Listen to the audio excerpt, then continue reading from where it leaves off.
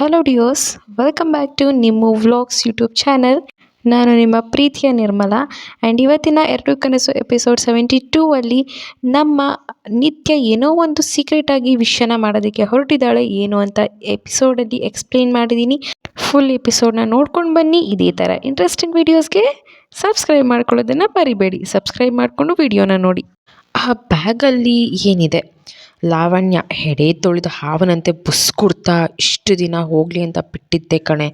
ನೀನು ಇಷ್ಟೊಂದು ಹೆಚ್ಕೊಂಡಿದ್ಯಾ ಅಂದಮೇಲೆ ಇನ್ನೊಂದು ಮುಖ ನೋಡೋಕ್ಕೆ ರೆಡಿ ಇದೆಯಾ ಅಂತ ಅರ್ಥ. ತೋರಿಸ್ತೀನಿ ಕಣೆ ಅಂದ್ಕೊಂಡು ಫೋನ್ ತೊಗೊಂಡು ಹೋಗ್ತಾಳೆ. ರಾಹುಲ್ ಮತ್ತು ಶ್ರುತಿ ಕನ್ವೆನ್ಷನ್ ಹಾಲ್ಗೆ ಬಂದು ಅರ್ಜೆಂಟ್ನಲ್ಲಿ ಶರತ್ನ ಹುಡುಕ್ತಾ ಇದ್ರು. ಶರತ್ ಅವರ ಕಣ್ಣಿಗೆ ಕಾಣಿಸ್ಲೇ ಇಲ್ಲ. ರಾಧಾ ಮತ್ತು ಮುರಳಿ ಶ್ರುತಿನ ನೋಡಿ, ಓ ಶ್ರುತಿ ಬನ್ನಿ, ಯಾಕೆ ತಡ, ಮುಹೂರ್ತ ಮೀರೋಗುತ್ತೆ ಅಂತ ರಿಂಗ್ ಎಕ್ಸ್ಚೇಂಜ್ ಆಗೋಯ್ತು ಅಂತ ಹೇಳಿದ್ಲು. ಶ್ರುತಿ ರಾಹುಲ್ ಆಶ್ಚರ್ಯದಲ್ಲಿ, ಹಾಂ ಎಂಗೇಜ್ಮೆಂಟ್ ಆಗೋಯ್ತಾ ರಾಧಕ್ಕ ಅಂದ್ಲು. ರಾಧಾ, ಹೌದು ಶ್ರುತಿ, ಅದು ಏನೇನೋ ಆಯಿತು ಬಿಡು ಅಂದ್ಲು. ಶ್ರುತಿ, ನಿತ್ಯ ಎಲ್ಲಿ ರಾಧಕ್ಕ ಅಂದ್ಲು. ರಾಧಾ, ಇಲ್ಲೇ ಎಲ್ಲೋ ಇರಬೇಕು ಶ್ರುತಿ, ಬಹುಶಃ ರೂಮಲ್ಲಿ ಇರಬೇಕು, ಹೋಗಿ ನೋಡು ಅಂತ ಹೇಳಿದ್ಲು. ರಾಹುಲ್, ಬನ್ನಿ ಅಂತ ಶ್ರುತಿ ನಿತ್ಯ ಇರೋ ಕಡೆ ಹೋದ್ಲು. ನಿತ್ಯ ರೂಮ್ನಲ್ಲಿ ಆ ರಿಂಗ್ನ ನೋಡಿಕೊಂಡು ಬಟ್ಟೆ ಜೋಡಿಸ್ಕೊತಾ ಕೂತಿದ್ಲು. ಶ್ರುತಿ ಅಲ್ಲಿಗೆ ಬಂದು ನಿತ್ಯ ಅಂದ್ಲು. ನಿತ್ಯ ಶ್ರುತಿನ ನೋಡಿ, ಶ್ರುತಿ ಇಷ್ಟು ಲೇಟಾಗಿ ಯಾಕೆ ಬಂದೆ? ಎಂಗೇಜ್ಮೆಂಟ್ ಮುಗ್ದೇ ಹೋಯಿತು, ನೀನು ನೋಡಿದ್ರೆ ಇವಾಗ ಬರ್ತಾ ಇದೆಯಾ? ರಾಹುಲ್ ಅಣ್ಣ, ನೀವು ಟೈಮ್ ಸರಿಯಾಗಿ ಬರಬೇಕಲ್ವಾ ಅಂತ ಖುಷಿಯಾಗಿದ್ಲು. ಶ್ರುತಿ ನಿತ್ಯಾಳನ್ನ ಖುಷಿ ನೋಡಿ, ನಿತ್ಯ ನೀನು ತುಂಬ ಖುಷಿಯಾಗಿದ್ಯಾ ಅಂತ ಆಶ್ಚರ್ಯದಿಂದ ಕೇಳಿದ್ಲು. ನಿತ್ಯ, ಅಯ್ಯೋ ಖುಷಿಯಾಗಿಲ್ಲದೆ ಬೇಜಾರಾಗೋಕ್ಕೆ ಏನಿದೆ ಶ್ರುತಿ, ಯಾಕೆ ಹೀಗೆ ಕೇಳ್ತಾ ಇದೆಯಾ? ಶ್ರುತಿ, ಹೌದು, ಮೊದಲೆಲ್ಲ ನನ್ನಿಂದ ಸಣ್ಣ ವಿಷಯನೂ ಮುಚ್ಚಿಡ್ತಾ ಇರಲಿಲ್ಲ, ಆದರೆ ಈಗ ದೊಡ್ಡ ವಿಚಾರನೇ ಮುಚ್ಚಿಟ್ಬಿಟ್ಟಲ್ವಾ? ನಿತ್ಯ ಆಶ್ಚರ್ಯದಲ್ಲಿ, ದೊಡ್ಡ ವಿಚಾರನಾ? ಏನೇ ಅದು ಅಂತ ಕೇಳಿದ್ಲು. ಶ್ರುತಿ, ಶರತ್ ಸರ್ರೇ ಕಲಾವಿದ ಅನ್ನೋ ಸತ್ಯ. ನಿತ್ಯ ಆಶ್ಚರ್ಯದಲ್ಲಿ, ಶ್ರುತಿ ನಿನಗೆ ಈ ವಿಚಾರ ಎಲ್ಲ ಹೇಗೆ ಗೊತ್ತಾಯಿತು ಅಂತ ಕೇಳಿದ್ಲು. ಶ್ರುತಿ, ಯಾಕೆ ಗೊತ್ತಾಗಬಾರ್ದು ಶರತ್ ಸರ್ರೇ ಕಲಾವಿದ ಅಂತ? ನಿಂಗೆ ಗೊತ್ತಿದ್ರು ನೀನು ಯಾಕೆ ಅವ್ರಿಗೇನು ಹೇಳ್ತಾ ಇಲ್ಲ? ಶರತ್ ಸರ್ ಪ್ರೀತಿಸ್ತಾ ಇರೋದು ಪಾರಿಜಾತನ, ಅಂದರೆ ನಿನ್ನನ್ನು ಕಣೆ. ಹೇಗೆ ಆ ಲಾವಣ್ಯ ಜೊತೆ ಎಂಗೇಜ್ಮೆಂಟ್ ಮಾಡಿಕೊಂಡು ಮದುವೆ ಮಾಡ್ಕೊಳ್ಳೋಕೆ ಸಾಧ್ಯ? ಏನಿದೆಲ್ಲ, ನೀನು ಯಾಕೆ ಅವ್ರಿಗೆ ಸತ್ಯ ಹೇಳಿಲ್ಲ?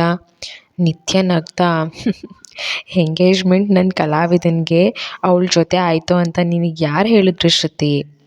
ಶ್ರುತಿ ರಾಹುಲ್ ಆಶ್ಚರ್ಯದಲ್ಲಿ ಅವಳನ್ನ ನೋಡ್ತಾ, ಶ್ರುತಿ ರಾಧಕ್ಕ ಹೇಳಿದ್ರಲ್ಲೇ ಎಂಗೇಜ್ಮೆಂಟ್ ಮುಗ್ದೋಯ್ತು ಅಂತ, ನೀನು ನೋಡಿದ್ರೆ ನಗ್ತಾ ಇದೆಯಾ, ಏನಾಗಿದೆ ನಿನಗೆ? ನಿತ್ಯ ಅವಳ ಕೈನ ತೋರಿಸಿ, ಇಲ್ಲಿ ನೋಡು, ಶ್ರುತಿ ಕಲಾವಿದ ತನ್ನ ಪಾರಿಜಾತ ಜೊತೆ ಎಂಗೇಜ್ಮೆಂಟ್ ಮಾಡಿಕೊಂಡ್ರು ಅಂತ ತೋರಿಸ್ತಾಳೆ. ರಾಹುಲ್, ಏನು ನಿತ್ಯ ಇದೆಲ್ಲ ಹೇಗೆ ಸಾಧ್ಯ? ಹಾಗಾದರೆ ಶರತ್ಗೆಲ್ಲ ಗೊತ್ತಾಯ್ತಾ?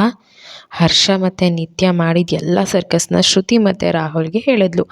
ಈ ರೀತಿ ಎಂಗೇಜ್ಮೆಂಟ್ ಆಯಿತು ಅಂತ ನಗ್ತಾಳೆ ನಿತ್ಯ. ರಾಹುಲ್, ಸರಿ ಆಯಿತು, ಆದರೆ ನೀನು ಯಾಕೆ ಇನ್ನೂ ಶರತ್ಗೆ ಸತ್ಯ ಹೇಳ್ತಾ ಇಲ್ಲ ಅಂತ ಕೇಳ್ದ.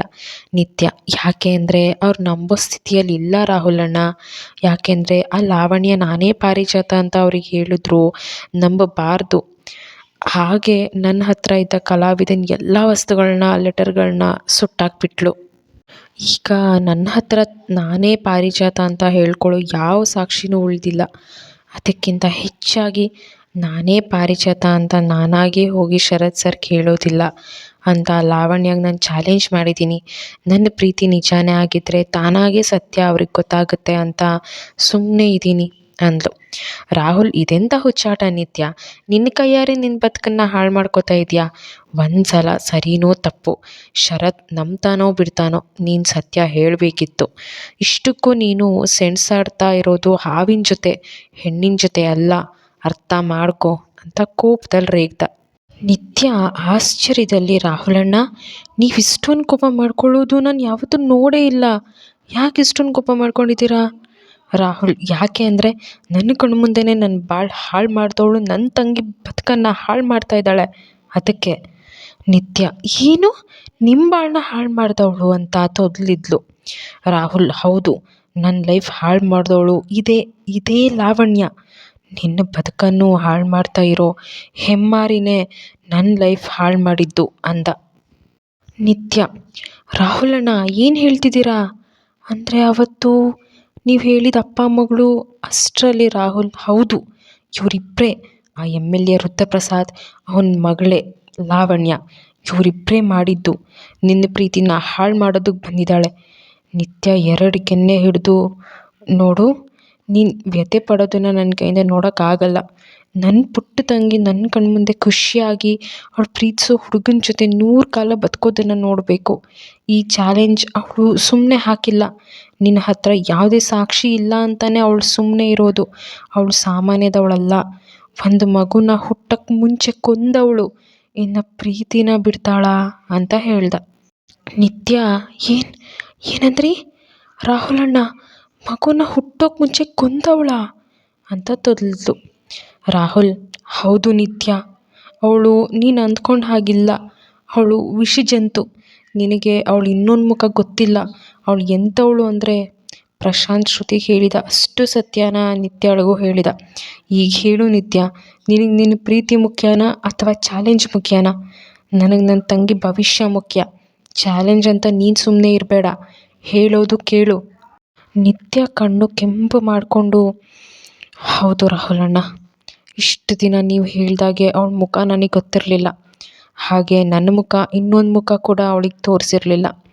ನಾನು ಎಲ್ಲೋ ನನ್ನ ಮೇಲಿನ ದ್ವೇಷಕ್ಕೆ ಹೀಗೆಲ್ಲ ಆಡ್ತಾ ಇದ್ದಾಳೆ ಅಂದ್ಕೊಂಡೆ. ಆದರೆ ಅಪ್ಪ ಮಗಳು ಇಬ್ಬರಿಗೂ ಶ್ರೀಮಂತಿಕೆ ಮದ ನೆತ್ತಿಗೇರಿದೆ ಅನ್ನೋದು ಈಗ ಗೊತ್ತಾಗಿದೆ. ನನ್ನ ಪ್ರೀತಿ ಅವಳು ಪಾಲೋಗೋಕೆ ನಾನು ಬಿಡೋದಿಲ್ಲ. ನಾನು ಅವರನ್ನು ಉಳಿಸ್ಕೋತೀನಿ ಅಂದ್ಲು. ರಾಹುಲ್ ಹಾಗಾದರೆ ಬಾ, ಶರತ್ಗೆ ಸತ್ಯ ಎಲ್ಲ ಹೇಳಿಬಿಡೋಣ. ಆವಾಗಲದು ಶರತ್ ಸಫರ್ ಆಗೋದು ತಪ್ಪುತ್ತೆ. ಅವಳ ಕುತಂತ್ರಕ್ಕೆ ಪಾಪ ಶರತ್ ತಪ್ಪೇ ಮಾಡದೆ ತಗ್ಲಾಕೊಂಡಿದ್ದಾನೆ. ಬಾ ಈಗಲೇ ಹೋಗೋಣ ಅಂದ. ಇಲ್ಲ ರಾಹುಲಣ್ಣ, ಶರತ್ ಸರ್ ಪಾರಿಜಾತ ಬಗ್ಗೆ ಯಾವುದೇ ರೀತಿ ಅಪವಾದ ಕೇಳೋಕ್ಕೆ ಇಷ್ಟಪಡಲ್ಲ. ಸತ್ಯ ಅರ್ಥ ಮಾಡ್ಸೋಕೆ ನಾನು ಎಷ್ಟೆಲ್ಲ ಸರ್ಕಸ್ ಮಾಡ್ತಾಯಿದ್ದೀನಿ ಗೊತ್ತಾ? ಅದು ಯೂಸ್ ಆಗ್ತಾ ಇಲ್ಲ ಅಂತಾನೆ ಸುಮ್ಮನೆ ಇದ್ದೀನಿ. ಆದರೆ ಆ ಲಾವಣ್ಯನ ಮಾತ್ರ ಸುಮ್ಮನೆ ಬಿಡಲ್ಲ. ಅದಕ್ಕಿಂತ ಮುಂಚೆ ನನಗೆ ಮುಖ್ಯವಾದ ಕೆಲಸ ಒಂದು ಬಾಕಿ ಇದೆ. ಅದನ್ನು ಮಾಡಿ ಶರತ್ ಸರ್ಗೆ ಅವಳ ಬಂಡವಾಳನ ಬಯಲು ಮಾಡ್ತೀನಿ ಅಂತ ಅವಳ ಹಟ್ಟಹಾಸಕ್ಕೆ ತಕ್ಕ ಪಾಠ ಕಲಿಸ್ತೀನಿ. ಶ್ರುತಿ ಆದರೆ ನಿತ್ಯ ಇವಾಗ ಸತ್ಯ ಹೇಳಿದೆ, ನಿನಗೆ ಬೇರೆ ಕೆಲಸ ಏನೇ ಇದೆ? ನಡಿ ಮೂವರು ಹೋಗಿ ಹೇಳೋಣ. ಒಬ್ಬರು ಹೇಳಿದರೆ ಶರತ್ ಸರ್ ನಮ್ಮದೇ ಇರಬಹುದು. ಆದರೆ ನಾವು ಮೂವರು ಹೇಳಿದರೆ ಅವ್ರು ಖಂಡಿತ ನಂಬ್ತಾರೆ. ಅವಳನ್ನು ಅವರೇ ಮನೆಯಿಂದ ಆಚೆ ಹಾಕ್ತಾರೆ. ನಡಿ ಹೋಗೋಣ ಅಂದ. ಅಷ್ಟರಲ್ಲಿ ಹರ್ಷ ಅಲ್ಲಿಗೆ ಬರ್ತಾನೆ. ಸಿಸ್ಟರ್ ಇನ್ ಲಾ, ಹೊರಡೋಣ? ರಾಹುಲ್ ಆಶ್ಚರ್ಯದಲ್ಲಿ ಹರ್ಷನ ನೋಡಿ ಸಿಸ್ಟರ್ ಇನ್ ಲಾನಾ ಅಂದರೆ ಇವರು? ನಿತ್ಯ ರಾಹುಲಣ್ಣ ಇವರೇ ಹರ್ಷ ಅಂದ್ಲು. ರಾಹುಲ್ ಓ ಥ್ಯಾಂಕ್ಸ್ ಹರ್ಷ, ನಮ್ಮ ನಿತ್ಯ ಪರ ನಿಂತಿದ್ದಕ್ಕೆ. ಹರ್ಷ ಇಟ್ಸ್ ಓಕೆ ಬ್ರೋ, ಅವ್ರ ಪ್ರೀತಿ ಅವ್ರಿಗೆ ಸಿಗಬೇಕು, ಅದಾಗುತ್ತೆ ಅಷ್ಟೇ, ಯು ಡೋಂಟ್ ವರಿ. ನಿತ್ಯ ಹರ್ಷ ಹೊರಡೋಣ, 1 ನಿಮಿಷ. ಯಾವುದೋ ಒಂದು ಚಿಕ್ಕ ಬ್ಯಾಗ್ ತೊಗೊಂಡು ರಾಹುಲಣ್ಣ ಶ್ರುತಿ ನೀವಿಬ್ಬರು ಮನೆಗೆ ಹೊರಡಿ, ನನಗೊಂದು ಇಂಪಾರ್ಟೆಂಟ್ ಕೆಲಸ ಇದೆ, ನಾನು ಅದನ್ನು ಮುಗಿಸಿ ಮನೆಗೆ ಹೋಗ್ತೀನಿ ಅಂದ್ಲು. ರಾಹುಲ್ ಆದರೆ ನಿತ್ಯ ನಾವು ಹೇಳಿದ್ದು ಅಷ್ಟರಲ್ಲಿ. ನಿತ್ಯ ರಾಹುಲಣ್ಣ ಈಗ ನಾನು ಹೋಗಬೇಕಾಗಿರೋ ಕೆಲಸನೇ ಇಂಪಾರ್ಟೆಂಟ್ ಆಗಿದೆ. ಶರತ್ ಸರ್ಗೆ ಮನೆಗೆ ಹೋದ್ಮೇಲೆ ಖಂಡಿತ ಸತ್ಯ ಹೇಳ್ತೀನಿ. ನೀವೇನೂ ಅದ್ರ ಬಗ್ಗೆ ತಲೆ ಕೆಡಿಸ್ಕೋಬೇಡಿ. Take care. ಶ್ರುತಿ ಹುಷಾರಾಗಿ ಹೋಗಿ ಬನ್ನಿ, ನಾನು ಇನ್ನು ಬರ್ತೀನಿ, ನಡೀರಿ ಹರ್ಷ ಅಂತ ಹೊರಟೇ ಹೋದ್ಲು. ಹರ್ಷ ನಿತ್ಯ ಇಬ್ಬರು ಅರ್ಜೆಂಟ್ನಲ್ಲಿ ಕಾರ್ ಹತ್ತೋದನ್ನು ವರ್ಷ ನೋಡಿದ್ಲು. ಬ್ರೋ ನಿತ್ಯಕ್ಕ ಇವರಿಬ್ಬರು ಅಷ್ಟು ಅರ್ಜೆಂಟ್ನಲ್ಲಿ ಎಲ್ಲಿಗೆ ಹೋಗ್ತಾ ಇದ್ದಾರೆ, ಯಾರಿಗೂ ಹೇಳ್ದೆ ಹೋಗ್ತಾ ಇದ್ದಾರೆ ಅಂದ್ಕೊಂಡು ಒಳಗೆ ಹೋಗ್ತಾಳೆ. ಹರ್ಷ ಸಿಸ್ಟರ್ ಇನ್ ಲಾ, ನೀವು ಕನ್ಫರ್ಮಾಗಿ ಹೇಳ್ತೀರಾ ಇದು ಅವ್ರದ್ದೇ ಅಂತ? ನಿತ್ಯ ಹೌದು ಹರ್ಷ, 100% ಇದು ಅವ್ರದ್ದೇ, ಪ್ಲೀಸ್ ಸ್ವಲ್ಪ ಬೇಗ ಹೋಗಿ ಅಂತ ಗಡಿಬಿಡಿಯಲ್ಲಿ ಹೇಳಿದ್ಲು. ಹರ್ಷ ಓಕೆ ಕೂಲ್, ನಾನು ಆವಾಗಲೇ ಬಂದೆ, ಬಟ್ ನೀವು ಅವರು ಶ್ರುತಿ ಆ್ಯಂಡ್ ಅವ್ರ ನೇಮೇನು ಅಂದ. ನಿತ್ಯ ರಾಹುಲಣ್ಣ ಅಂತ ಅಂದ್ಲು. ಹರ್ಷ ಹಾಂ, ಅವರಿಬ್ಬರ ಜೊತೆ ಮಾತಾಡ್ತಾ ಇದ್ರಲ್ಲ, ಏನೋ ಇಂಪಾರ್ಟೆಂಟ್ ಇರ್ಬೋದು ಅಂತ ಡಿಸ್ಟರ್ಬೆನ್ಸ್ ಮಾಡಿಲ್ಲ, ವಾಪಸ್ ಹೋದೆ, ಇಲ್ಲಾಂದಿದ್ರೆ ಇಷ್ಟೊತ್ತಿಗೆ ನಾವು ಆ ಲೊಕೇಶನ್ ರೀಚ್ ಆಗ್ತಾ ಇದ್ವಿ ಅಂದ. ನಿತ್ಯ ಪರವಾಗಿಲ್ಲ ಹರ್ಷ, ಈಗ ಜಲ್ದಿ ಹೋಗೋಣ, ಅಟ್ ಎನಿ ಕಾಸ್ಟ್ ನನಗೆ ಅವ್ರ ಇನ್ಫಾರ್ಮೇಷನ್ ಬೇಕೇ ಬೇಕು ಹರ್ಷ ಅಂದ್ಲು. Harsha okay sister in law, don't worry. Harsha here no fear ಅಂತ ಡ್ರೈವ್ ಮಾಡ್ತಾನೆ. ಸರಿ ಸಿಸ್ಟರ್ ಇನ್ ಲಾ, ನೀವು ಇಷ್ಟು ಗಾಬರಿ ಆಗಿರೋದಕ್ಕೆ ಕಾರಣ ಈ ಬ್ಯಾಗ್ ಅಂತ ಗೊತ್ತಾಯಿತು, ಆದರೆ ಆ ಬ್ಯಾಗ್ ಒಳಗಡೆ ಏನಿದೆ ನೋಡೋಣ ಪ್ಲೀಸ್ ಶೋ ಮಿ ಒನ್ಸ್ ಅಂದ. ನಿತ್ಯ ಅದಕ್ಕೇನಂತೆ ನೋಡಿ ಹರ್ಷ ಅಂತ ಆ ಬ್ಯಾಗ್ ಒಳಗಡೆಯಿಂದ ಒಂದು ವಸ್ತುವನ್ನ ತೆಗೆದು ತೋರಿಸಿದ್ಲು. ಅದನ್ನ ನೋಡಿದ ಹರ್ಷ ಆಶ್ಚರ್ಯದಲ್ಲಿ ಅದನ್ನೇ ನೋಡ್ತಾ ಕುಳಿತುಕೊಂಡ.